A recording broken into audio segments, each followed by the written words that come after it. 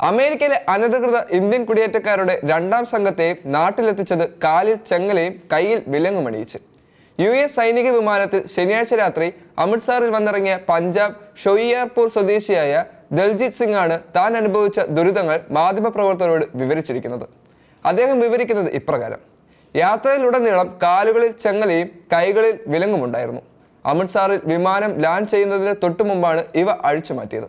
വിമാനത്തിലുണ്ടായിരുന്ന 3 സ്ത്രീകളെയും 3 കുട്ടികളെയും വിലങ്ങണിയിച്ചിരുന്നില്ല, ദൽജിത് പറഞ്ഞു. ഡോങ്കി റൂട്ട് എന്നറിയപ്പെടുന്ന കുപ്രസിദ്ധവും അപകടം നിറഞ്ഞതുമായ പാതയിലൂടെയാണ് എന്നെ US എത്തിച്ചത്. കുടിയേറ്റക്കാർ US നുഴഞ്ഞു കയറാൻ ഉപയോഗിക്കുന്ന പാതയായിരുന്നു ഇത്. വ്യാജ ട്രാവലർ ഏജന്റുമാർ നിരവധി പേരാണ് ഇത്തരത്തിൽ ചൂഷണം ചെയ്യുന്നത്.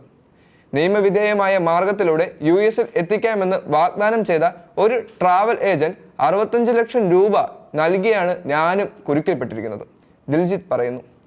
കൃഷിയിൽ നിന്നും ലഭിക്കുന്ന വരുമാനം കൊണ്ട് കുടുംബം പുലർത്താൻ സാധിക്കാതെ വന്നതോടെയാണ് US മോഹങ്ങൾ മനസ്സിൽ കയറിക്കൂടിയത്. ബ്രസീലിൽ എത്തിക്കപ്പെട്ട ദിൽജിത്ത് അവിടെ നിന്ന് കാടും മേടും കാൽനടയായി കടന്നാണ് പനാമ മുറിച്ചു കിടക്കുന്നത്. യാത്രയുടെ ചില ഭാഗങ്ങൾ കപ്പലിലായിരുന്നു. ഒടുവിൽ മെക്സിക്കോയിൽ എത്തിയെങ്കിലും ആഹാരം പരിമിതമായിരുന്നു. മെക്സിക്കോയിൽ 1 മാസം താമസിച്ച് 100 പേരടങ്ങുന്ന സംഘവും ഒപ്പമുണ്ടായിരുന്നു.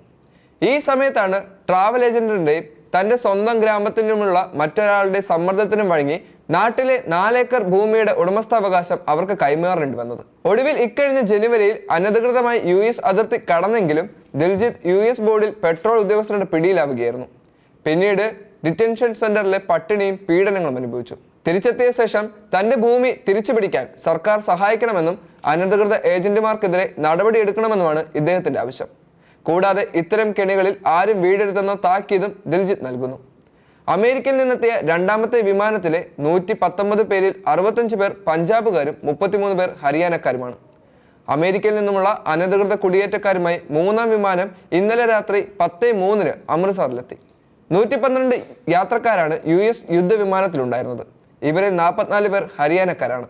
ഗുജറാത്തിൽ നിന്നും 33 പേരും പഞ്ചാബിൽ നിന്ന് 31, UPയിൽ നിന്ന് 2, ഉത്തരാഖണ്ഡിൽ നിന്ന് 1, ഹിമാചൽ പ്രദേശിൽ നിന്ന് 1 എന്നിങ്ങനെയാണ് മറ്റ് സംസ്ഥാനങ്ങളിൽ നിന്നുള്ളവരുടെ എണ്ണം.